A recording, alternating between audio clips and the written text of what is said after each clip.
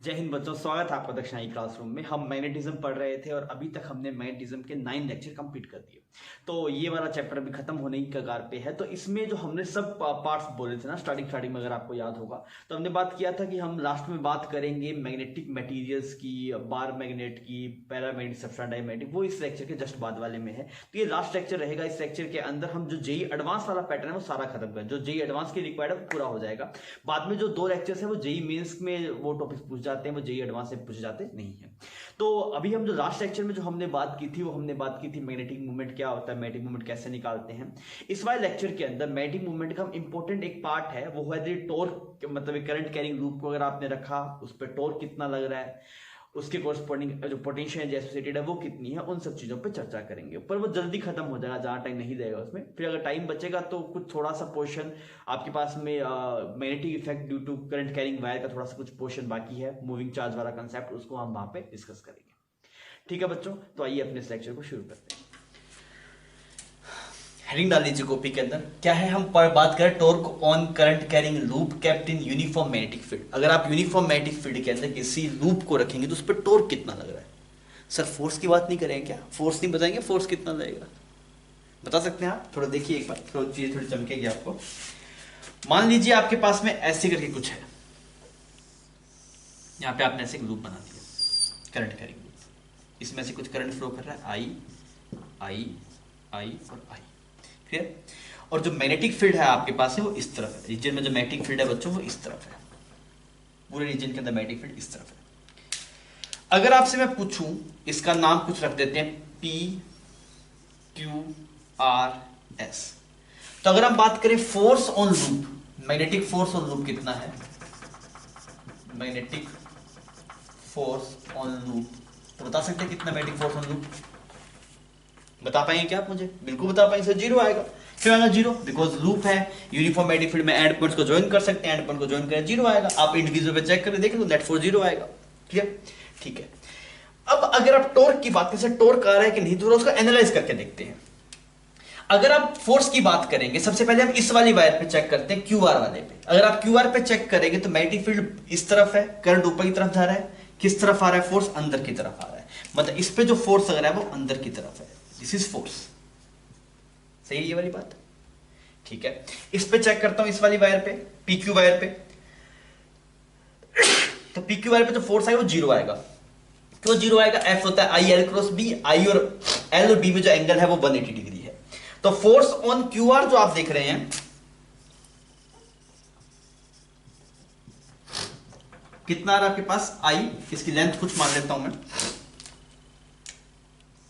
ये length L है और ये वाली लेंथ भी कुछ एल है। कितना का? I L B. और किस तरफ आ रहा है? Into the place. अगर आप बात करेंगे फोर्स ऑन क्यूपी, क्यूपी इस वाले पे बात करेंगे तो इस पे फोर्स 0 आएगा। क्यों? ये आप सोचिए भाई, बार बार थोड़ी बताया जाएगा, अब समझ सकते हैं। एंगल ही 0 है आपके पास में, 180 डिग्री है। अगर आप बात करेंगे पीएस पे, पीएस से फोर्स निकालिए, बताइए कितना आ रहा है, किस तरफ आ रहा है? फोर्स ऑन पीएस कितना आ रहा है बच्चों, थोड़ा बताइए मुझे। फोर्स ऑन पीएस, तो करंट ऐसे जा रहा है, मैग्नेटिक फील्ड इस तरफ है, आशीर्वाद दिया थंब ऊपर की तरफ, फोर्स ऊपर की तरफ लग रहा है। तो कितना लगेगा? I L B. और किस तरफ आ रहा है? बाहर की तरफ। अगर मैं बात करूं फोर्स ऑन एस आर, इस वाले पार्ट पे फोर्स, तो वो वाली वैल्यू कितनी थी? 0 आ रही है।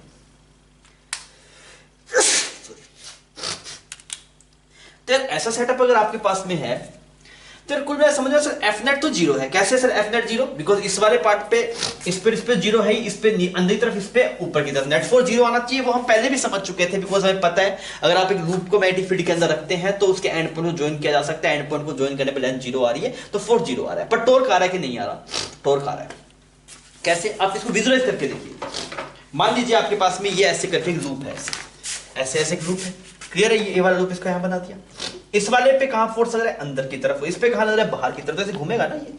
आप सोच के देखिए, मान लीजिए ये आपके पास है ऐसा, हम केमिस्ट्री की हेल्प लेते हैं यहाँ पे, केमिस्ट्री वाले बॉन्ड्स है हमारे पास।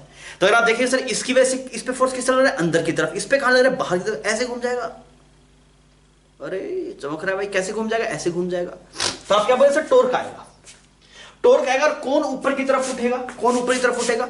ये जो पीएस है वो बाहर की तरफ उठेगा, ये पीएस जो वाला पार्ट है वो ऐसे ऊपर उठेगा, और ये वाला जो क्यूएस है वो इनटू द प्लेन जाएगा। मेरी बात समझ में आ रही है? तो हम क्या बोलेंगे सर, यहां पे टॉर्क आएगा, ठीक है। एफ नेट 0 है, पर हमने यहां पे देख लिया there in this problem, in this case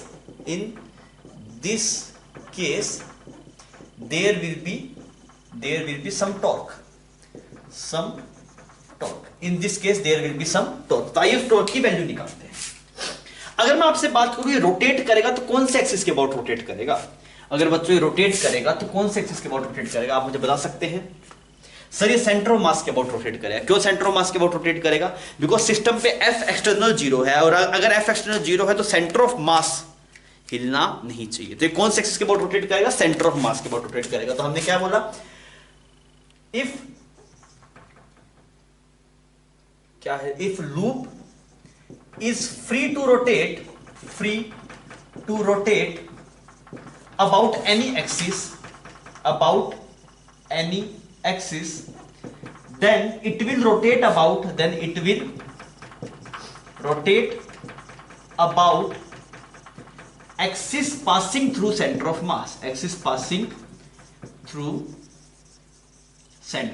क्योंकि सेंटर ऑफ मास मूव नहीं करना चाहिए। इसका रीजन भी है अपने पास, क्योंकि सेंटर ऑफ मास मूव नहीं करना चाहिए, बिकॉज अगर सेंटर ऑफ मास मूव कर गया तो बताया एफ एक्सटर्नल होना चाहिए, एफ एक्सटर्नल है नहीं। और आप इसमें एनालाइज कर सकते हैं कौन से एक्सिस के अबाउट रोटेट करेगा। हाँ, अब की बार ये जो रोटेट कर रहा होगा वो इस एक्सिस के अबाउट रोटेट कर रहा है, क्लियर, इस एक्सिस के अबाउट रोटेट कर रहा है, क्लियर। अब मैं टॉर्क देखता हूं, और टॉर्क की वैल्यू अगर मैं निकालने जाऊंगा तो इस वाले वायर पे फोर्स कितना लग रहा है? फोर्स लग रहा है आपके पास में इस वाले वायर पे, दैट इज ILB, और ये वाली जो लेंथ है वो कितनी है? L/2। टॉर्क आपने देख लिया। यहां पे आपने इस वाले पे देखा तो इसमें फोर्स अंदर की तरफ लग रहा है आपके पास, ये जो फोर्स है वो ऐसा लग रहा है अंदर की तरफ, इस मार्कर की तरफ। ये इस एक्सिस के अबाउट रोटेट कर रहा है, तो ये डिस्टेंस एनी प्रोजेक्ट L/2, तो ये कैसे घुमाएगा? ये वाला फोर्स ऐसे घुमाने की कोशिश करेगा, क्लियर। तो ये लिख दिया। दूसरा फोर्स ऐसे लग रहा है, और ये दोनों ही फोर्स के जो टॉर्क है वो एक दूसरे को सपोर्ट कर रहे हैं, तो आपको ऐड करना पड़ेगा दूसरी ओर से टॉर्क। तो दूसरी ओर से टॉर्क अगर आप लिखें तो कितना है आपके पास? ILB multiply L/2। तो जो टाउ की वैल्यू आपके पास निकल के आई, that is IL²B, tau is equal to IL²B। समझ में आ गया? ये एक्सप्रेशन आ गया टाउ का, tau is equal to IL²B in this problem, in specific this problem. पर सोच के देखिए यार, अगर मान लीजिए बी कोई और जगह पे होता या फिर कोई और एंगल पे होता, ये लूप कोई और साइज में होता, तो फिर वापस बार बार करके देखना पड़ता। तो उसका एक तरीका मैं आपको बताता हूं। जो टॉर्क का एक्सप्रेशन अगर आप जनरल थीटा पे निकाल के देखें तो उसका फॉर्मूला ये आता है। आप इसको टाउ का जो एक्सप्रेशन बना है, tau is equal to m×b, आप इसको ऐसे लिख दीजिए, तब भी सेम रिजल्ट आएगा। आप इस एक्सप्रेशन का यूज करेंगे, आप ऐसे बेसिक से नहीं करेंगे, मैंने बेसिक से करके दिखा दिया आपको। अगर आपको थीटा पे जनरल पकड़ के देखते हैं ना, थीटा पे ऐसे पकड़ के देखते, थोड़ा सा टफ हो जाता है दिखाना, इस वजह से मैंने इसको थीटा 90 डिग्री कंसीडर किया। पर अगर आपको जनरल थीटा पे करें, मतलब ये वाला कर्व, ये जो लूप है वो ऐसे ना होके मैग्नेटिक फील्ड से कुछ एंगल बनाए थीटा, उस वाले केस में अगर आप देखेंगे तो वो वाला जो एक्सप्रेशन है वो इतना आता है, IL²B sin थीटा। यहां पे sin थीटा की वैल्यू कितनी है? 90 है, इस वजह से ये एक्सप्रेशन बन रहा है। मैग्नेटिक मूवमेंट का जो जो टॉर्क का एक्सप्रेशन आता है, लूप के ऊपर जो टॉर्क का एक्सप्रेशन आता है, that tau is equal to m×b। इसको आप क्या लिख सकते हैं? MB sin theta. इस वाले स्पेसिफिक प्रॉब्लम में आपके पास जो थीटा है वो 90 डिग्री है, तो यहां से आप डायरेक्टली प्रोसीड कर सकते हैं। और ये कुछ नया नहीं है, आप याद कीजिए, आपने इलेक्ट्रोस्टैटिक के अंदर इलेक्ट्रिक डाइपोल मूवमेंट पढ़ा था। ये अभी हम पढ़ रहे थे, दिस इज मैग्नेटिक मूवमेंट, वहां पे था इलेक्ट्रिक डाइपोल मूवमेंट। मेरी बात समझ में आ रही है? This is called as magnetic movement, वहां पे था इलेक्ट्रिक डाइपोल मूवमेंट। दोनों में सेम तरीके के रिजल्ट आ रहे हैं। वहां पे जो आपका torque uh that is P×C, यहां पे जो torque uh that is M×B या फिर μ×B लिख लो। आप अभी तक म्यू पढ़ते हैं तो आप इसको μ×B भी बोल सकते हैं, μ×B, क्लियर। सिमिलरली वहां पे जो पोटेंशियल एनर्जी थी दैट इज -P.E, यहां पे जो पोटेंशियल एनर्जी आती है मैग्नेटिक फील्ड की वजह से, दैट इज -μ.B, क्लियर। तो आप इस रिजल्ट को याद रख सकते हैं। This result resembles with electrostatic में जो आपके पास इलेक्ट्रिक डाइपोल था, क्लियर। अब आप ध्यान रखना बच्चों, ये वाला रिजल्ट आपको रट्टा मारना, ये तो मैंने वैसे करके दिखाया, रट्टा को यह रिजल्ट मारना। टॉर्क का एक्सप्रेशन अगर मैं पूछूं किसी लूप के ऊपर कितना टॉर्क लग रहा है, दैट टॉर्क इज μ×B। समझ में आ गई ये बात? ध्यान में रखेंगे, कोई दिक्कत नहीं इसके अंदर। आप ध्यान रखिए बच्चों, ये सवाल कई बार आ जाएगा। टॉर्क का एक्सप्रेशन है μ×B। म्यू क्या है आपके पास? Magnetic movement. बी क्या है? Magnetic field. म्यू क्या है आपके पास यहाँ पे? This is magnetic movement, this is magnetic movement. और बी क्या है आपके पास? बी है magnetic field, magnetic field, clear. Sir ये टॉर्क तो आएगा, पर ये टॉर्क आएगा कौन से एक्सिस के अबाउट? क्या क्या डाउट, क्या डाउट ये भाई साहब, टॉर्क तो आ जाएगा, पर हर एक एक्सिस के ऊपर टॉर्क तो अलग अलग आता है, कौन से एक्सिस के ऊपर टॉर्क आएगा? कोई भी एक्सिस के ऊपर यही टॉर्क आएगा। क्यों? क्योंकि this is torque of couple forces. Couple forces वो फोर्सेस होते हैं जिनकी वजह से एफ नेट जीरो होता है। तो यहाँ पे एफ नेट जीरो है, जब किसी बॉडी पे एफ नेट जीरो हो तो जो टॉर्क होता है वो किसी भी एक्सिस के अबाउट क्या आता है, सेम आता है। तो आप ये वाली बात यहाँ पे लिख सकते हैं इंपॉर्टेंट पॉइंट करके। यहाँ पे दिमाग की बत्ती जलाओ, वैसे यहाँ पे ये बत्ती बत्ती बत्ती बत्ती जला दो। फिर उसमें क्या है, देखो बत्ती जला के, बत्ती अच्छी नहीं बनी तुम बता देना, बत्ती जला के तुम ये वाली बात लिखना कि this is torque of couple forces, torque of couple forces, so it will be same about any axis, कैसा भी एक्सिस हो तुझे घबराना नहीं है।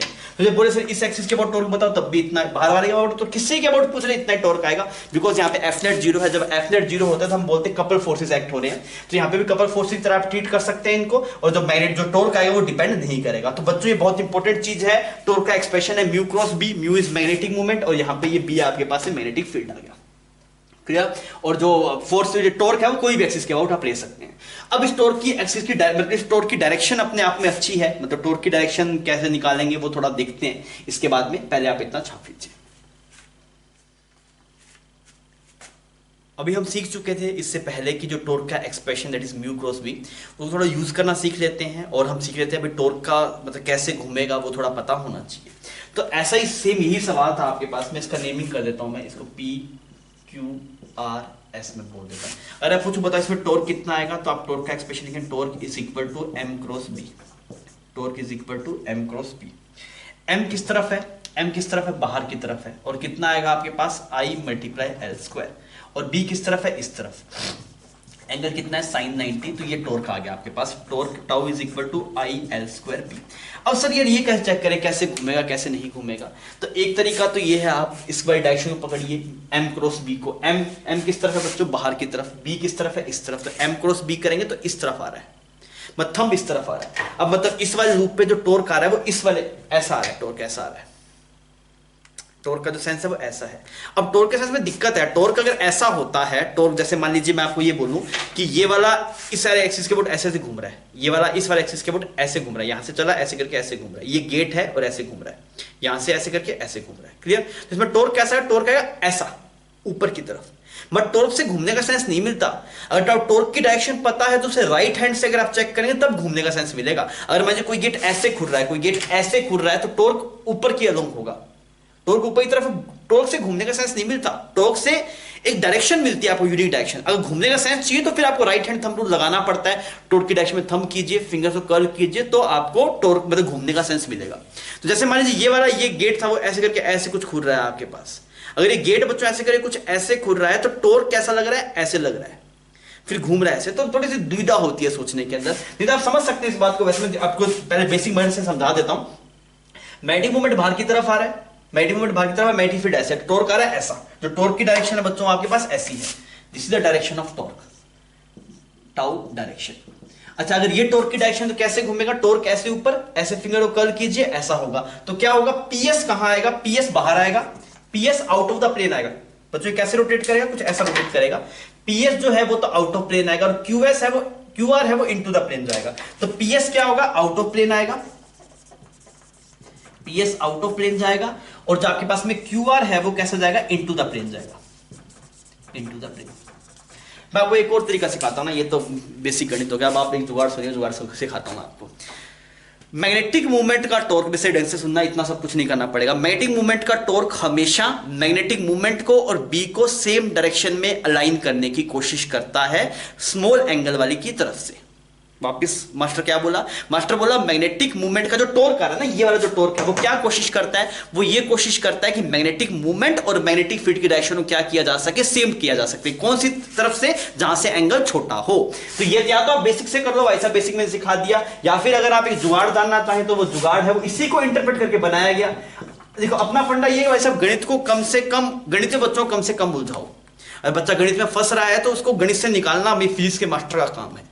फिजिक्स अपने आप में अलग सब्जेक्ट है, गणित अपने आप में अलग सब्जेक्ट है, फिजिक्स में गणित नहीं घुसाना है, फिजिक्स में गणित घुसा है, फिर तो गणित पढ़ रहा है, फिजिक्स क्या पढ़ रहा है बता। ठीक है, तो बेसिक चीज इसमें तो ऐसी बात नहीं है, ये तो बेसिक है, क्रॉस प्रोडक्ट आपको समझ में आना चाहिए, फिर टॉर्क समझ में आना चाहिए, टॉर्क अगर ऊपर की तरफ ऐसे घूमेगा, फिर भी लोग इसमें थोड़ा कंफ्यूजिंग रहते हैं, तो मैं कोशिश करता हूँ कि बच्चों को गणित से थोड़ा बचाया जाओ, मतलब मैं बचा के रखूँ ताकि फंसे ना। तो मैं भी मतलब गणित ज्यादा नहीं जानता हूँ, मैं इसीलिए ज्यादा नहीं जानता हूँ ताकि मैं कम से कम यूज करूँ, अगर मैं गणित ज्यादा जानता तो मैं भी ज्यादा गणित यूज करता।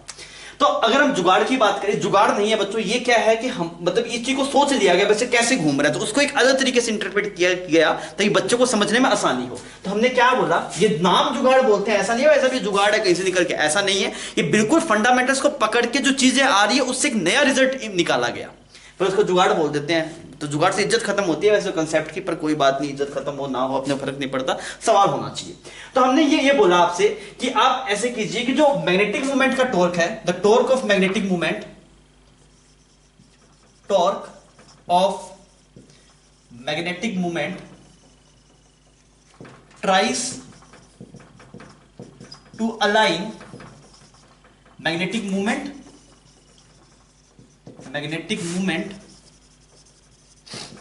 and magnetic field in same direction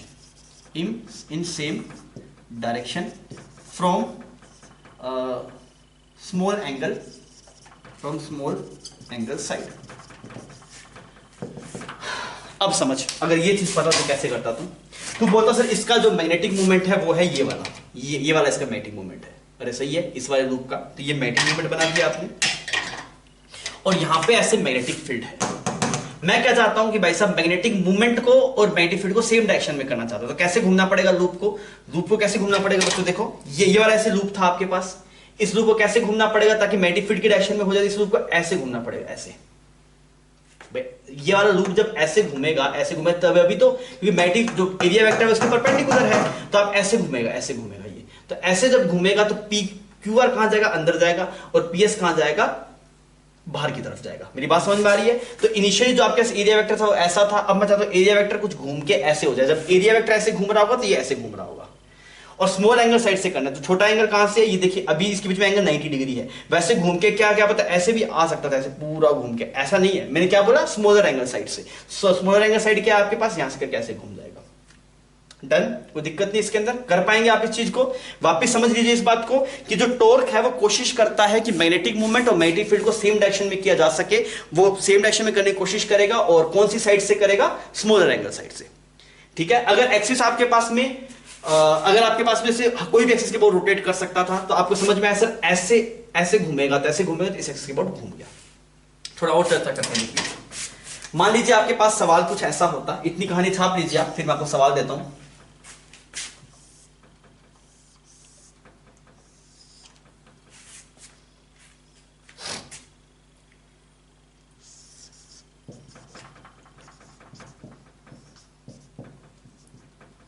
जैसे फ्री टू रोटेट, ये ऐसे कुछ एल है। अब मुझे एक तो बताइए कौन से एक्सिस के बोर्ड घूमेगा और कौन अंदर जाएगा कौन बाहर जाएगा, वो थोड़ा सोच के आप मुझे बताइए क्या होगा। कौन से एक्सिस के बोर्ड बॉडी मतलब ये लूप घूमेगा और कौन अंदर जाएगा कौन बाहर जाएगा, ये भी आप मुझे बताइए।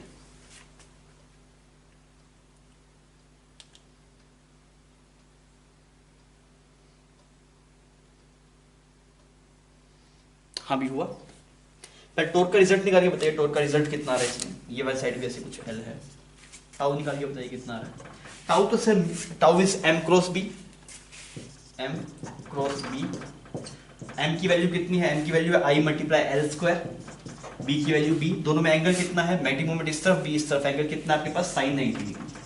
तो जो टॉर्क की value that is I L square B, that is I L square B, ये टॉर्क आ गया आपके पास। अच्छा कैसे घूमेगा ये थोड़ा सोच के मुझे बताइए। तो आप क्या बोलेंगे इस चीज को, यही चीज अच्छी है इसमें सोचना कि कैसे घूमेगा। तो आप बोलेंगे सर मैग्नेटिक मोमेंट किस तरफ है, बाहर की तरफ है। मैग्नेटिक मोमेंट किस तरफ है बच्चों, बाहर की तरफ है।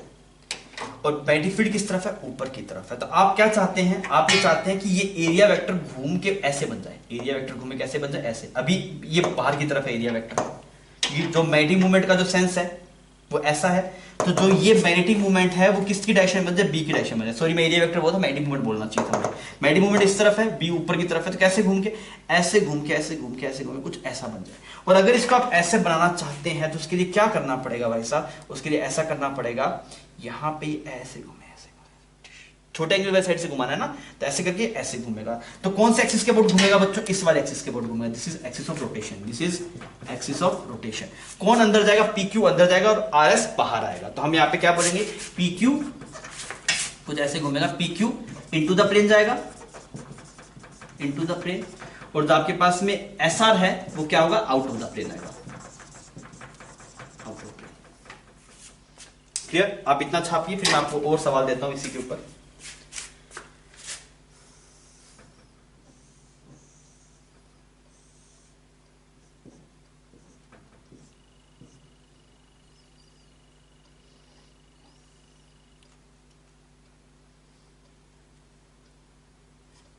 छाप लिया भी आपने। आप इसको ऐसे मान लीजिए, कुछ ऐसा है, मैग्नेटिक फील्ड ऐसे अंदर की तरफ है, P Q R S. Torque का वैल्यू उतना ही आएगा, बस आप मुझे इतना पता कौन से एक्सिस के अबाउट बॉडी घूमेगी, कौन से एक्सिस के अबाउट बॉडी घूमेगी और कौन अंदर आएगा कौन बाहर जाएगा।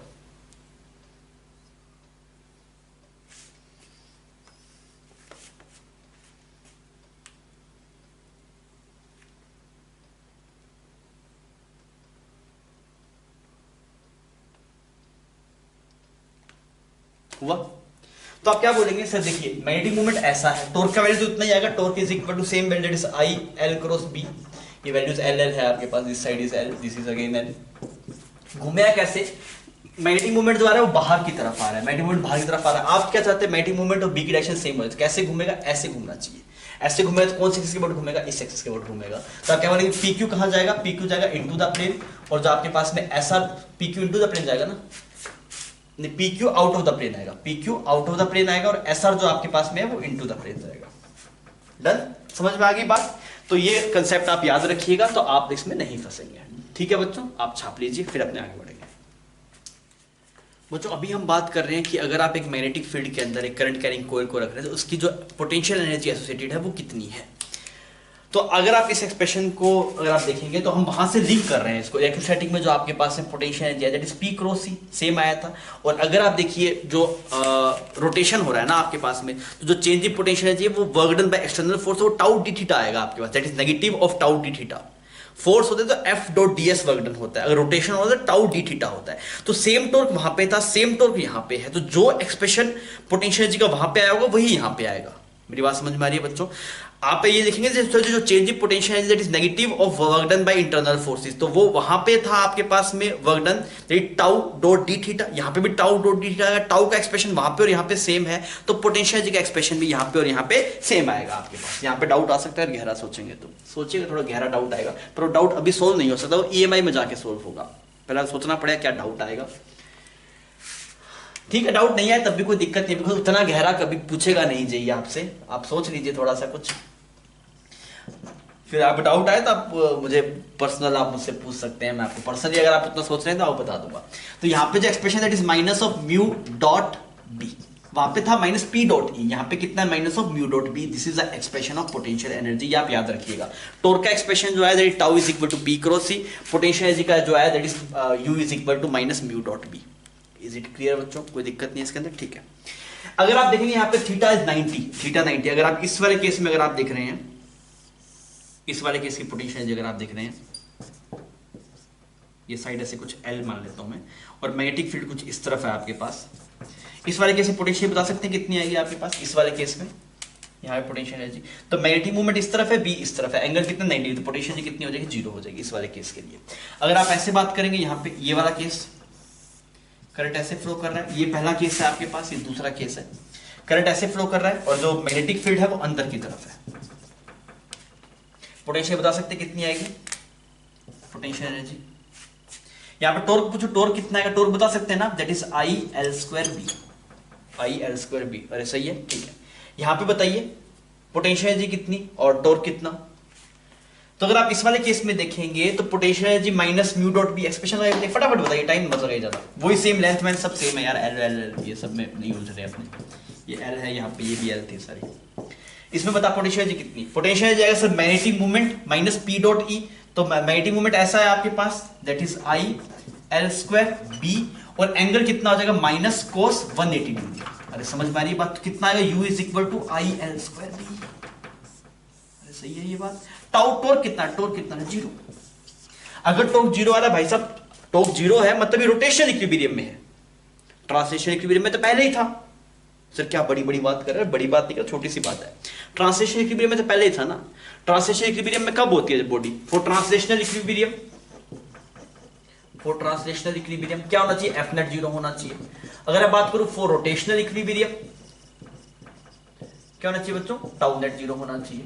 तो यार ट्रांसलेशनल इक्विलिब्रियम में तो पहले ही से था, इस वाले केस में रोटेशनल इक्विलिब्रियम में भी है, मतलब ये वाली बॉडी यहाँ पे इक्विलिब्रियम है। This is case of equilibrium, equilibrium case, equilibrium case.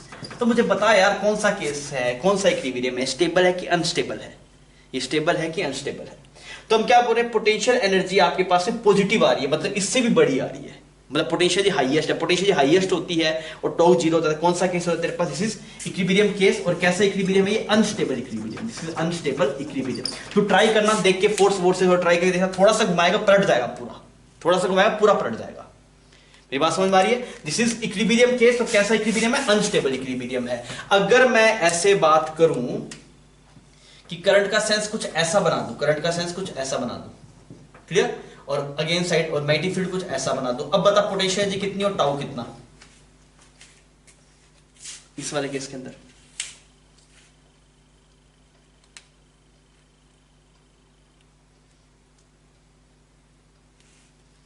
Potential energy कितने बोलेगा सर, मैग्नेटिक मूवमेंट अंदर की तरफ बी इस तरफ, तो क्या लिखेगा तू, minus I L square B और कोस 0 डिग्री। तो कितना आया, minus I L square B.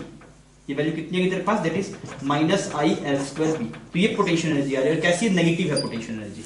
और टॉर्क कितना है, टॉर्क जीरो है बिकॉज एंगल जीरो है। तो ये भी इक्विलिब्रियम है आपके पास, पर ये कैसा इक्विलिब्रियम है, this is stable equilibrium condition, this is stable equilibrium, this is stable equilibrium. तो इसको थोड़ा सा रोटेट करके देख, इसको थोड़ा सा रोटेट करके देख, एक्सिस के बाद वापस घूम के यहीं पे आ जाएगा। इसको थोड़ा रोटेट करके देखेगा तो घूम जाएगा। अभी देखना है, ऐसा नहीं भाई मास्टर बोल रहा है देख तो अब कोई और देखेगा, भाई तुझे देखना है। ये थोड़ा सा मीन पोजीशन थोड़ा सा हिला के देख तो पूरा पलट जाएगा ये, तो तुझे दिखेगा अनस्टेबल इक्विलिब्रियम है, मास्टर बोल रहा है वो बात सही है। इसको थोड़ा सा रोटेट करके देखेगा तो दिखेगा वापस वहीं पे आ जा रहा है, मतलब कैसा इक्विलिब्रियम है, स्टेबल इक्विलिब्रियम। क्या क्या सीख लिया हमने, मैग्नेटिक मूवमेंट सीख लिया, क्या होता है NIA वेक्टर क्वांटिटी, डायरेक्शन कैसे, राइट हैंड थंब रूल से।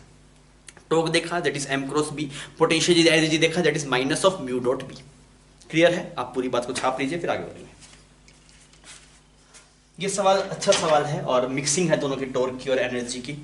सवाल एक बार आप पढ़ दीजिए खुद से, फिर मैं थोड़ा इसको इलैबोरेट करता हूँ सवाल में क्या पूछना चाह रहा है, एक बार खुद से पढ़ दीजिए आप।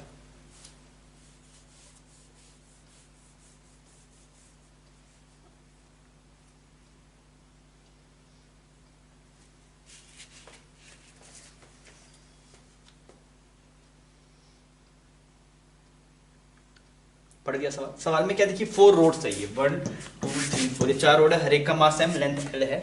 इसको इस एक्सिस के ऊपर हिंज किया गया, हिंज किया गया मतलब ऐसे यहाँ पे हिंज है, ये दोनों पॉइंट्स हिंज है, मतलब ये ऐसे ही रोटेट कर सकता है और कोई सेंस में, जैसे गेट हिंज नहीं होता वैसे ये हिंज है आपके पास। बड़े टाइम बाद हिंज वर्ड सुना नहीं, मैकेनिक्स याद आ रहा है।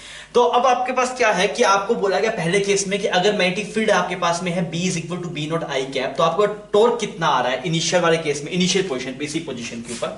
फिर आपसे पूछा गया अगर ये रोटेट कर जाता 90 डिग्री से, अगर रोटेट कर रहा है तो आप बताइए, रोटेट करे 90 डिग्री से तो उसकी एंगुलर वेलोसिटी कितनी आएगी। ये दोनों चीजें आपको निकाल के बतानी है। आप करिए इसको।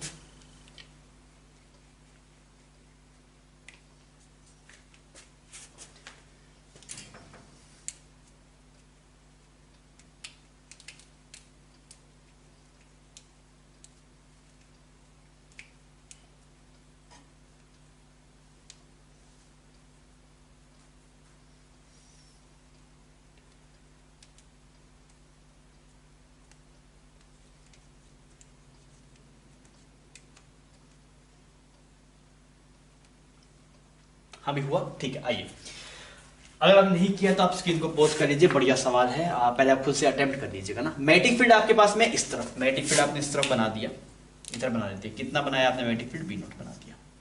अगर मैग्नेटिक फील्ड आपने इधर बना दिया तो अगर आप पूछो टाउ, तो टाउ का एक्सप्रेशन है tau is equal to mu cross B, torque is equal to mu cross B आता है, ठीक है। म्यू की वैल्यू कितनी है, म्यू की वैल्यू है आपके पास आई मल्टीप्लाई एल स्क्वायर, और बी की वैल्यू कितनी है बी नॉट, दोनों में एंगल चेक कीजिए। मैग्नेटिक मूवमेंट है सर अंदर की तरफ, मैग्नेटिक मूवमेंट है अंदर की तरफ, और मैग्नेटिक फील्ड है इस तरफ, दोनों में एंगल कितना है 90 डिग्री, तो दुखी होने की कोई बात नहीं है, ये एंगल बन गया साइन 90, तो जवाब आ गया I L square B not, ये कहानी खत्म, कोई दिक्कत नहीं, इसके अंदर टॉर्क हो गया। फिर एंगुलर वेलोसिटी की बात की, तो अब एंगुलर वेलोसिटी कैसे निकालें, हम ऐसे कर सकते हैं, एनर्जी कंजर्वेशन लगा सकते हैं, पहला था सेकंड था, ये पहले वाला हमने कर दिया, सेकंड वाले में कर रहा हूं मैं, बोल रहा हूं initial potential energy plus initial kinetic energy is equal to final potential energy plus final kinetic energy. ये बात समझ में आ रही है सर? ये टॉर्क कौन से एक्सिस के अबाउट है, ये तो मतलब इसके अबाउट होता है, अब किसके अबाउट आएगा, कैसे समझेंगे उस बात को यार? मैंने बोला था कपल फोर्सेस का टॉर्क है, हर एक्सिस के अबाउट सेम आएगा, तो अभी बॉडी इसके अबाउट रोटेट कर रही है ना, सेंटर के अबाउट कैसे रोटेट करेगी, इसके अबाउट हिंज तो इसी के अबाउट रोटेट करेगी, तो इसी एक्सिस के अबाउट टॉर्क है। अब बॉडी रोटेट कैसे करेगी, पहले तो आप ये सेंस देख लीजिए कैसे रोटेट करेगी। मैग्नेटिक मूवमेंट किस तरफ है बच्चों, अंदर की तरफ है, और आप क्या चाहते हैं, आपका जो टॉर्क होता है, मैग्नेटिक मूवमेंट का जो टॉर्क होता है, वो चाहता है कि मैग्नेटिक मूवमेंट और मैग्नेटिक फील्ड की डायरेक्शन सेम हो जाए। जो ये मैग्नेटिक फील्ड वाला जो टॉर्क आता है वो चाहता है कि मैग्नेटिक मूवमेंट और बी की डायरेक्शन, म्यू और बी की डायरेक्शन सेम हो जाए। तो ऐसा है, सेम कम एंगल से करना है तो कैसे घूमेगा, ऐसे घूम जाएगा लूप। लूप कैसे घूमेगा मतलब समझ में आ रही है ना आपको ये वाली बात?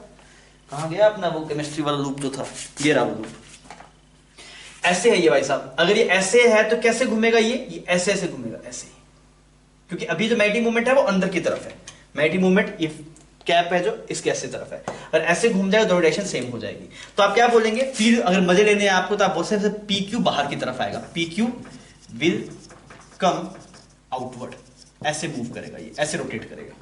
देखिए कितना आसान हो गया ना डायरेक्शन देखना हमारे लिए। अब इनिशियल पोटेंशियल की बात करता हूं, मैंने बोला इसका फॉर्मूला था minus mu dot B plus kinetic energy initial 0, यहां पे final minus mu dot B लिखना पड़ेगा, plus final kinetic that is half I omega square. Clear?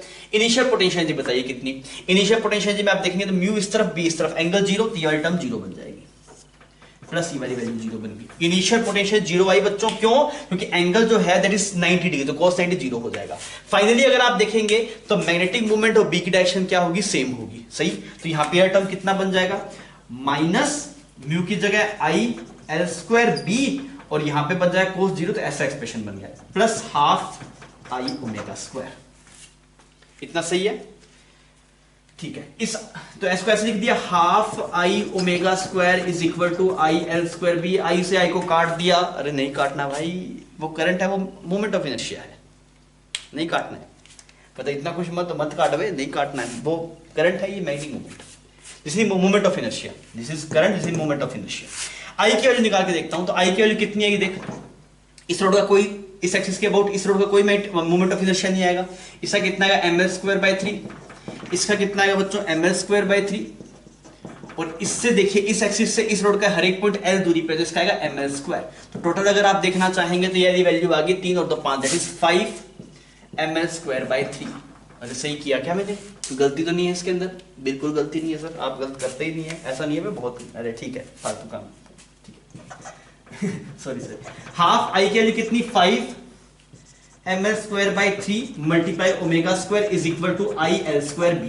तो एल स्क्वायर ने एल स्क्वायर को मार दिया, तो ओमेगा की वैल्यू आपके पास कितनी आएगी, ओमेगा की वैल्यू आएगी 3 आई बी डिवाइड बाय कुछ 6 आएगा ना ऊपर, this is 6 I B divide by 5 M का रूट, ये आ गया आपके पास एंगुलर वेलोसिटी। क्लियर है बच्चों? कभी कोई कैलकुलेशन मिस्टेक हो तो प्लीज आप वहां पे कमेंट सेक्शन में नोटिफाई कर दीजिएगा, बिकॉज क्लास में होते हैं बहुत सारे बच्चे होते हैं, वो बताए तो सर यहाँ पे गलती हो रही है, कई बार नहीं पता रहता है, अकेले घूम रहे हैं, मतलब बच्चे होते हैं तो दिक्कत नहीं होती है, अभी थोड़ा सा ये दिक्कत रहती है, बेसिकली मिस्टेक होने के चांसेस रहते हैं। क्लियर है बच्चों? यहाँ पे समझ में आ गया आपको? तो ये हमारा जो ओमेगा का एक्सप्रेशन था वो आपके पास आ गया। तो समझ में आ गया, जब भी आपसे ओमेगा की बात करें तो आप एनर्जी के पास जाइएगा, तो आप इनिशियल पोटेंशियल लिखिएगा, फाइनल लिखिएगा, फिर एनर्जी कंजर्वेशन लगाइएगा, आपको जवाब मिल जाएगा। क्लियर है? पहले आप इतना छापिए, फिर इस सवाल में थोड़ा और आगे बढ़ेंगे। बच्चों सेम सवाल जो हम कर रहे थे वही सवाल है, बस इसमें एक चीज बदल गई, पहले जो मैग्नेटिक फील्ड था वो आई की डायरेक्शन में था, अब की बार जो मैग्नेटिक फील्ड है वो जे की डायरेक्शन में है। तो आपसे वही दोनों सवाल पूछेंगे, find out tau net at initial position, find out omega when it rotated bye 90 degree. आप दोनों केस मुझे बताइए कितनी कितनी वैल्यूज आ रही है।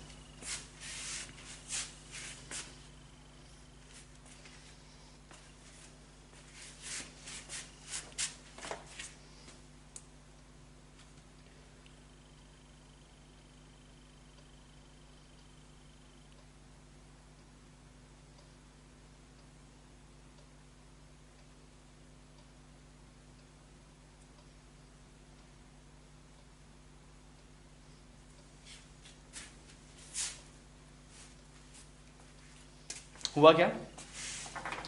ठीक है, मोस्टली जनता से गलत कर देती है। देखिए आपने सही किया है, गलत किया।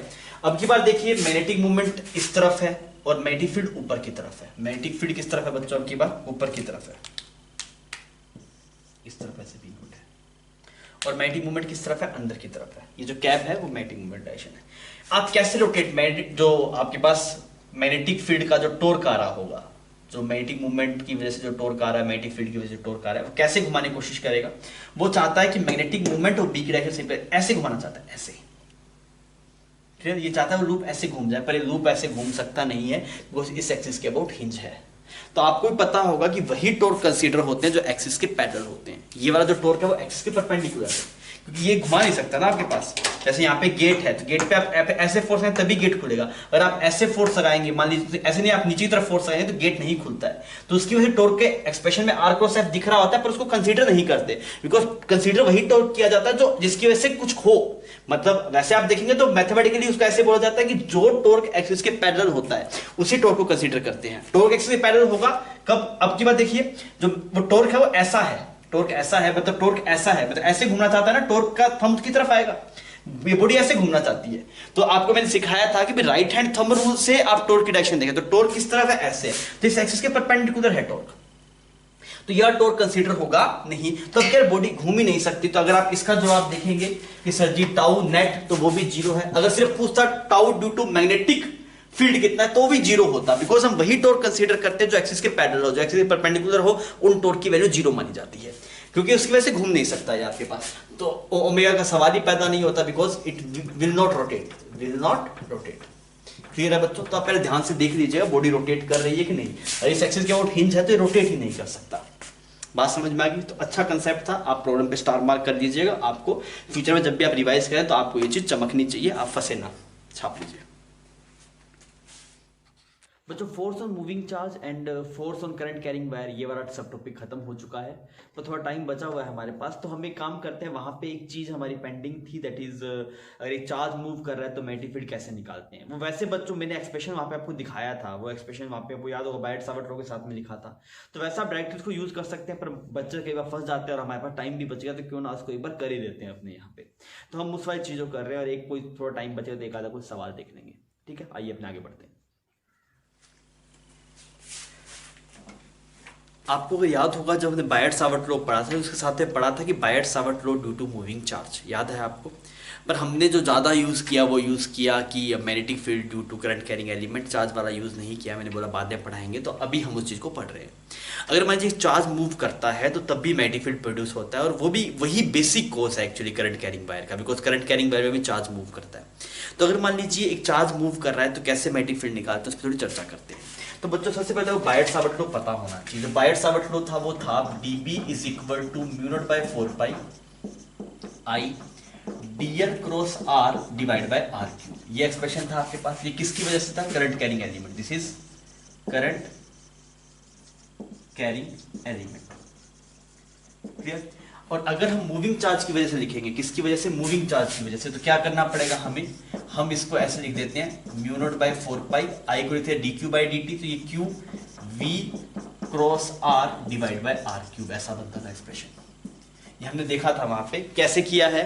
आई को लिख दिया dq बाय dt, तो यहाँ पे q बच गया, और बाय dt इसमें चला गया तो dl बाय dt v बन जाएगा। दिस इज क्या है? Moving charge. This is moving charge. तो सबसे बढ़िया तो यही तरीका है कि आप ये बेसिक लगाइए और काम कर लीजिए। कुछ कुछ लोग इसमें जुगाड़ बताते हैं, पर जुगाड़ फेल हो जाते हैं ना, तो आप उसको मत मानिए। मैं बता दूंगा वो दुनिया क्या बताती है, वो मैं आपको बता दूंगा, बाकी मास्टर क्या बताते हैं, पर उसमें फेल हो जाएगा। वो कुछ जगह वो फेल हो जाएगा, फिर आप डाउट में घूमते फिर सर क्या हो गया। तो बेसिक चलो कोई दिक्कत नहीं होगी आपको। तो सबसे पहला केस हम ये लेके चल रहे हैं कि आपके पास में क्यू चार्ज है और ये ऐसे एक सर्कल में मूव कर रहा है। ये क्यू चार्ज सर्कल में मूव कर रहा है, यहाँ पे एक पॉइंट O है। तो क्या बोला गया? Charge Q is moving in circle of radius R with uniform speed V, with uniform speed V। Find magnitude and direction of MFI centre. सबसे सिंपल सवाल तो बच्चों ये बनता है आपके पास कि जो सबसे फेमस सवाल है वो यही है कि इस चार्ज को सर्कल में घुमाया जाता है, फिर आपसे पूछा जाता है कि कितना आ रहा है। ठीक है, तो हम इसको प्रोसीड करते हैं। पहले आप देख लीजिए, अगर आप करना चाहें तो स्क्रीन को पोज करके आप करके देख लीजिए, फिर मैं करके दिखा दूंगा आपको। तो सवाल में ये सेंस मान लेते हैं, मान लीजिए ऐसे घूम रहा है, इधर इसकी वेलोसिटी कुछ भी ऐसे सर्कल में घूम रहा है, ये आर रेडियस में। तो आप क्या करेंगे, एक्सप्रेशन लिखिए। सबसे पहले डायरेक्शन निकालने क्या, ये v है और r कैसा होता है, r ऐसा होता है, जिस पॉइंट से आप देख रहे हैं उस पॉइंट से उसकी दूरी, ये r हो गया। तो r v क्रॉस r किया, v क्रॉस r तो बाहर की तरफ आ रहा है, तो मैग्नेटिक फील्ड बाहर की तरफ आ रहा है। और ये हर एक पॉइंट पे सही है। देखिए जब ये वाला चार्ज पार्टिकल कुछ यहाँ पे पहुंच जाएगा v वेलोसिटी से, तब ये वाला कुछ r वेक्टर बनेगा। r वेक्टर बदलता जा रहा है, यहाँ पे है तो ये r वेक्टर है, यहाँ पे होगा तो ये r वेक्टर होगा, यहाँ पे होगा ये, यहाँ पे होगा ये, r वेक्टर वैल्यू बदलती जा रही है, पर v क्रॉस r का सेंस बदल रहा नहीं है। तो आप बोलेंगे जो मैग्नेटिक फील्ड है वो किस तरफ है आपके पास में, आउट ऑफ द प्लेन। तो जो डायरेक्शन ऑफ मैग्नेटिक फील्ड है इस केस में, डायरेक्शन ऑफ मैग्नेटिक फील्ड वो बच्चों किस तरफ आएगा आपके पास, आउट ऑफ द प्लेन। वो ऐसा नहीं है इसी पॉइंट पे, हर एक पॉइंट पे मैं चेक करके देखा, हर एक पॉइंट पे ऐसा ही आ रहा है। इसका एक्सप्रेशन निकाल लीजिए। तो डी आप बी की वैल्यू क्या लिखेंगे, म्यू नॉट बाय 4 पाई, ठीक है, क्यू की जगह Q, V cross R, V और आर में एंगल कितना है 90 डिग्री, तो आप इसको लिख सकते हैं that is V R sine 90 degree divide by क्या हो गया, आर क्यूब हो गया। क्लियर। तो आप इसको थोड़ा सोल्व कर लीजिए, mu not Q V divide by 4 pi R square, ये आपके पास मैग्नेटिक फील्ड आ गया। कोई दिक्कत नहीं है इसके अंदर, बात समझ में आ गई। ये एक्सप्रेशन था, इसको सोल्व किया, ये एंगल 90 डिग्री हो गया, नीचे आर स्क्वायर बचा तो इसको आर स्क्वायर लिख दिया। यहाँ पे ये आर की वैल्यू कैपिटल आर के बराबर है, तो चाहे तो आप इसको रेडियस के बराबर कर सकते हैं, ये लोग रेडियस के बराबर कर दीजिए। तो ये एक्सप्रेशन आपके पास निकल के आ गया। क्लियर। कुछ लोग ऐसे बोलते हैं सर इसको करंट कैरिंग लूप मान लो, इसको मतलब करंट मान लो, इसके अंदर आई की वैल्यू मान लो क्यू, मतलब क्यू डिवाइड बाय टाइम कितना है 2 पाई आर बाय वी, फिर mu not I by 2 R लगा दो। वो ठीक है, पर उससे फिर आगे फंस जाएंगे, वो बेसिक नहीं है। बेसिक यही चीज है कि आप चार्ज की वजह से कीजिए। कुछ मास्टर, कुछ बुक्स आपको ये बात बोल देगी कि इसको आप करंट कैरिंग, इसको करंट मान लो, कितना करंट मान लो, Q divide by T, time की वैल्यू आएगी 2 pi R divide by V, फिर आपको पता है करंट कैरिंग लूप के अंदर आता है mu not I by 2 R, तो डायरेक्टली लगाओ तब भी आ जाएगा। पर वैसे मत करना, फंस जाओगे बाद में। क्लियर। बेसिक से जाइए, इसी रिजल्ट आएगा। क्लियर है, छाप लीजिए। सवाल को देख लीजिए। इससे पहले सवाल में जो इससे पहले वाला सवाल था उसमें जो चार्ज था वो सर्कल में घूम रहा था, सेंटर पे MFI पूछा था। अब की बार ऐसा नहीं है, चार्ज वापस सर्कल में घूम रहा है, ऐसे ऐसे सर्कल में घूम रहा है आपके पास, पर जो MFI पूछा है वो उसके एक्सिस पे कहीं पूछा है। और पहला सवाल तो ये कि MFI की वैल्यू बताइए, फिर आपसे पूछा गया is that MFI is constant और नॉट। आप इसको करके बताइए क्या रिजल्ट आ रहा है आपका।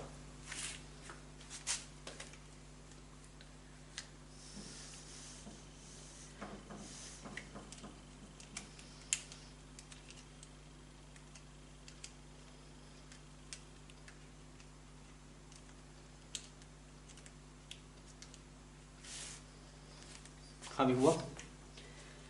आप स्क्रीन को पॉज कर लीजिए, मैं कर रहा हूं इस सवाल को। तो मुझे सबसे एक्सप्रेशन याद रख लेता हूं मैं, mu not by 4 pi I D L cross R की जगह Q V cross R divide by R cube. मैं बोलता हूं अगर आपको बायर सावर्ट वो करंट कैरिंग वायर की वजह से पता है तो उससे आप ड्राइव भी कर सकते हैं एक्सप्रेशन को। अब देखिए यहाँ पे चार्ज है वो ऐसे घूम रहा है ना, चार्ज ऐसे घूम रहा है, ऐसे ऐसे घूम रहा है मान लीजिए, ठीक है। सेंस आपको नहीं गिवन है, मान लीजिए ऐसा सेंस है आपके पास। तो अगर यहाँ पे ऐसे चार्ज आपके पास में घूम रहा है तो इस वाले पॉइंट पे, टॉप मोस्ट पॉइंट पे इसकी वेलोसिटी कुछ इस तरफ होगी,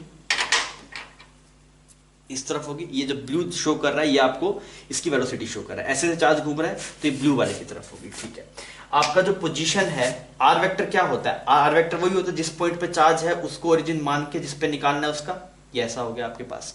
तो आप देखिए V और R में जो एंगल है वो एंगल कितना है 90 डिग्री, और R कौन सा है, ये वाला है आपके पास R। मेरी बात समझ में आ रही है, ठीक है। तो आप इस एक्सप्रेशन को क्या लिखेंगे, इस एक्सप्रेशन को आप लिखेंगे that is mu not by 4 pi Q V R sine 90 divide by R cube. पर आर की वैल्यू जो आपके पास में है यहाँ पे दैट इज स्मॉल आर, ये स्मॉल आर कितना है आपके पास, this is small R, this is small R. तो स्मॉल आर की वैल्यू कितनी है, under root X square plus R square. Is it clear, तो आप इसको बी लिख सकते हैं यहाँ पे बी। और अगर आप थीटा की फॉर्म में लिखना चाहें थीटा की फॉर्म में भी लिख सकते हैं, तो थीटा की फॉर्म में लिख देता हूं मैं। तो आप इसको लिखेंगे small r is equal to capital R divide by sine theta. सही। तो ये वाली वैल्यूज आप पुट कर दीजिए। बी की वैल्यू कितनी है, that is mu not by 4 pi Q V divide by R square. R square की वैल्यू कितनी है, R square sine square theta. ये बी की वैल्यू, बी का एक्सप्रेशन आ गया। ऐसा एक्सप्रेशन वहां पे साइन क्यूब का फंक्शन आया, जब करंट कैरिंग वायर थी तब साइन क्यूब का आया, सब क्या क्या है साइन स्क्वायर का है। वो कोई हमें कोई मैटर नहीं है, हम बेसिक से जा रहे हैं। अब डायरेक्शन देखिए, डायरेक्शन ये समझ में आ गई, एक्सप्रेशन आ गया। इसने पूछा है सेकंड सवाल में, is this M F I is constant. Constant का मतलब यूनिफॉर्म नहीं पूछा, कांस्टेंट पूछा। कांस्टेंट मतलब टाइम के साथ में बदल रहा है कि नहीं बदल रहा। तो मैंने क्या बोला, देखिए ऐसे करंट ऐसे ये मूव कर रहा था, ऐसे इसमें चार्ज मूव कर रहा था मान लीजिए, तो इसका जो वेलोसिटी है वो ब्लू मार्कर की, ब्लू डॉट की तरफ मान लिया, इधर वेलोसिटी था। और ये वाला वेक्टर आपके पास क्या शो कर रहा है, आर शो कर रहा है। तो अगर आप वी क्रॉस आर देख रहे हैं, वी क्रॉस आर, तो कैसा बन रहा है, वी इधर बन रहा है, आर इधर बन रहा है। तो वी क्रॉस आर किस तरफ आ रहा है बच्चों, वी क्रॉस आर करेंगे तो इस वाले प्लेन के परपेंडिकुलर आएगा, ऐसा आएगा। वी क्रॉस आर किया, वी क्रॉस आर जब आप करेंगे तो इसके परपेंडिकुलर प्लेन में आएगा, तो ऐसा आएगा मैग्नेटिक फील्ड। तो अगर आप यहां पे मैग्नेटिक फील्ड देख रहे होंगे तो कुछ ऐसा बन रहा है, डीबी मैग्नेटिक फील्ड कुछ ऐसा बन रहा है। अब आप सोचिए, जैसे जैसे आप इसको घुमाएंगे, ऐसे ऐसे घुमाएंगे, जैसे ये वाला ऐसे इसके परपेंडिकुलर प्लेन में बन रहा है ना, तो ऐसे मान लेता हूं, ऐसा आपके पास में वेलोसिटी था, ये वाला जो शो कर रहा है उल्टा बना दिया। रुकिए जस्ट ए मिनट में, देखिए ये आपके पास था, ये यहां पे वेलोसिटी था ऐसा, ये ब्लू वाला वेलोसिटी को शो कर रहा था, ये एरो ऐसा बन गया। अब सोचिए अगर आप वेलोसिटी को ऐसे ऐसे टर्न होगा तो ये बी का वेक्टर भी क्या होता रहेगा, टर्न होता रहेगा। तो बी का वेक्टर जो है आपके पास वो कुछ ऐसा घूमेगा, जो बी का वेक्टर है ना आपके पास वो कुछ ऐसा घूमेगा बच्चों, देखो ऐसा यहाँ पे ना, ऐसा ऐसे ऐसे ऐसे घूमेगा बी का वेक्टर ऐसे, फिर मतलब यहाँ पे कुछ अभी ऐसा है, फिर कुछ ऐसा बनेगा, ऐसा बनेगा, तो उसका सेंस कुछ ऐसा आएगा, ऐसे जैसे कोन की शेप में नहीं होता, बी ऐसे कोन की शेप में घूमेगा ऐसे। तो हर एक इंस्टेंट पे जो बी की डायरेक्शन है वो डिपेंड करे क्यू की पोजीशन के ऊपर। अगर आप बात करेंगे करंट कैरिंग वायर की, तो करंट कैरिंग जब लूप था उसके अंदर बी की वैल्यू जो थी वो कांस्टेंट भी थी, वो कांस्टेंट थी, वो टाइम के साथ में किसी पॉइंट बदल रही नहीं थी, पर यहाँ पे बदल रहा है। समझ में आ रही है ये वाली बात आपको, जैसे यहाँ पे जैसे इनिशियली आपके पास में वेलोसिटी इधर है, पोजीशन वेक्टर इधर है, तो आप वेलोसिटी जो मैग्नेटिक फील्ड है वो इसके परपेंडिकुलर है। सोचिए थोड़ी देर बाद वेलोसिटी वेक्टर को नीचे की तरफ हो जाएगा, ये आर वेक्टर कुछ ऐसा हो जाएगा, तो अब की बार कैसा आएगा, कुछ इसके परपेंडिकुलर आएगा। तो यहाँ पे ये जो बी है वो बी अब जैसे कोन में घूम रहा है, ऐसे ऐसे ऐसे कोन में घूम रहा है, ऐसे ऐसे जैसे कोन बना लीजिए ना, ऐसे ऐसे कोन बना लीजिए, ऐसे समझ में आया, जैसे कोन यहाँ पे से आइस का आइसक्रीम मान लीजिए ऐसे, तो आइसक्रीम की पेरिफेरी पे घूमेगा ये। तो अगर हमसे सेकंड सवाल में जो पूछा गया, is this M F I is uniform, तो हम बोलेंगे no M F I, sorry M F I is constant, no M F I is no M F I, no it is not constant. क्या कर रहे हैं, its value its magnitude will remain constant. But आपको पता है सर बी कैसी क्वांटिटी, वेक्टर क्वांटिटी है, its magnitude will remain constant but its direction will be changing. तो जो लोग ये बोलते हैं करंट कैरिंग लूप मान लो, वो लोग यहाँ पे आके फंस जाते हैं। यहाँ पे उनको लगता है बी इस तरफ आएगा, बी इस तरफ आएगा नहीं, बी इस तरफ आ रहा है, उसकी वैल्यू इससे नहीं निकाल पाएंगे आप। बात समझ में आ गई, छाप लीजिए, तो बढ़िया केस था ये, रेयर पूछता है पर कहीं फंसाना हो तो पूछ लेता है ये, छाप लीजिए।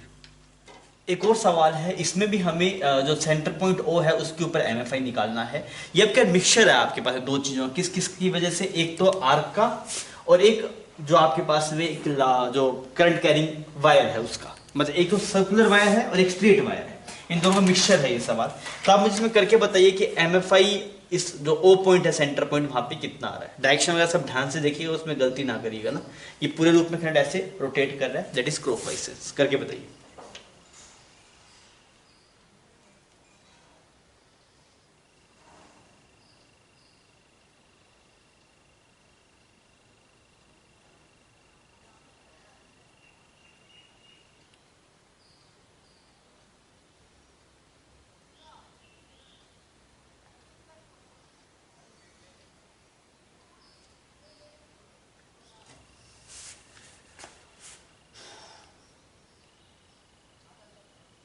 अभी हुआ, ठीक है।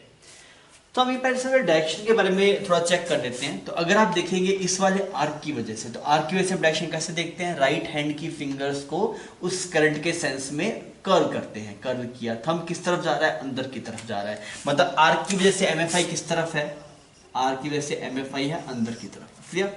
फिर हम देखते हैं इस वाली जो लाइन चार्ज की वजह से, स्ट्रेट लाइन है, इसकी वजह से अगर आप देखें एक स्ट्रेट करंट कैरिंग वायर है, और लाइन चार्ज याद आ रहा है बार बार, तो ये एक स्ट्रेट करंट कैरिंग वायर है। इसकी वजह से कैसे देखते हैं, आशीर्वाद मेथड से। तो इसकी डायरेक्शन में थंब किया, जिस पॉइंट पर निकालना है वहां पे आपने फिंगर दी, तो आशीर्वाद किस तरफ जा रहा है, अंदर की तरफ जा रहा है। तो इसकी वजह से अगर आप देखेंगे स्ट्रेट वायर की वजह से, तो स्ट्रेट वायर की वजह से किस तरफ आ रहा है, अंदर की तरफ आ रहा है। बस दोनों की वजह से सेम डायरेक्शन में आ रहा है, वो ठीक है, सेंस भी सेम है ना, तो अंदर की तरफ आना ही चाहिए था, कोई दिक्कत भी नहीं है उसके अंदर। अब सबसे पहले हम निकालते हैं due to arc, due to arc निकालते हैं। ये कैसे का ड्यू टू आर्क, मुझे फॉर्मूला पता है, that is mu not I divide by 2 arc, और यहां पे आएगा थीटा बाय 2 पाई।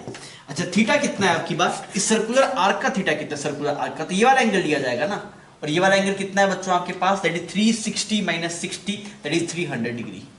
सही, तो आप इसको लिखिए यहाँ पे, that is mu not I divide by 2 R, यहाँ पे बन गया 300, नीचे कितना बन गया 360। अगर ऊपर रेडियन में पुट करें, नीचे वाला भी रेडियन में, अगर ऊपर डिग्री में, नीचे वाला भी डिग्री में, तो मैंने दोनों डिग्री में पुट किए यहाँ पे, तो ये 5 आ गया और ये कितना आ गया 6 आ गया। तो यहाँ से अगर आप बी देख रहे हैं तो बी आ गया mu not I divide by 12 R, और यहाँ पे 5 आ गया। आर्क की वजह से तो रिजल्ट आ गया। अब हमें किसकी वजह से निकालना है बच्चों, अब हमें निकालना है इस स्ट्रेट वायर की वजह से। अब हम बात कर रहे हैं due to straight wire, due to straight wire. अच्छा, अगर हम स्ट्रेट वायर की वजह से देखेंगे तो आप क्या एक्सप्रेशन है स्ट्रेट वायर की वजह से बी का, वो एक्सप्रेशन है mu not by 4 pi I by D integration cos theta D theta, ये एक्सप्रेशन था बच्चों, ये याद होना चाहिए। अच्छा, ये d यहां पे क्या लिया जाएगा, d होता है परपेंडिकुलर डिस्टेंस, क्या यहां पे d की वैल्यू r होगी क्या, नहीं, d की वैल्यू r नहीं होगी, d ये है, दिस इज परपेंडिकुलर डिस्टेंस। तो यहां पे जो परपेंडिकुलर डिस्टेंस आपके पास आ रहा है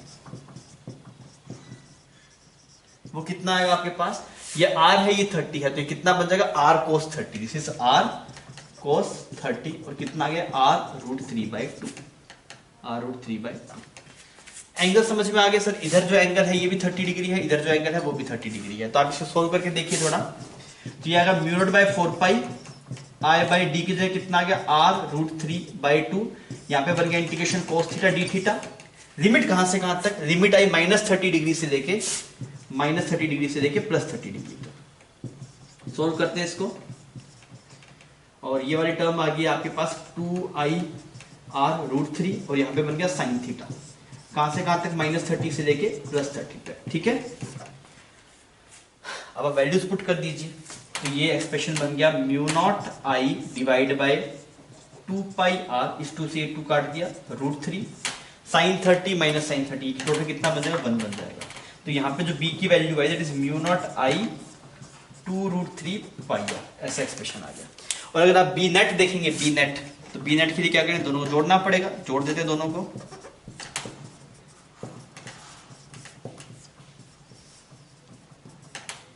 फिर ये आपका b नेट आ गया। तो इस सवाल के अंदर हमने दोनों रिजल्ट्स को देख लिया, कौन कौन सी की वजह से। हमने ये भी देख लिया कि अगर मान लीजिए आपके पास में आर्क हो तब कैसे करना है, और ये अगर स्ट्रेट वायर है तब कैसे करना है, दोनों कॉम्बिनेशन का सवाल था, आपसे होना चाहिए था। अगर नहीं हुआ है तो एक बार पहले आप खुद से कर लीजिए, उसके बाद में आप इसको छाप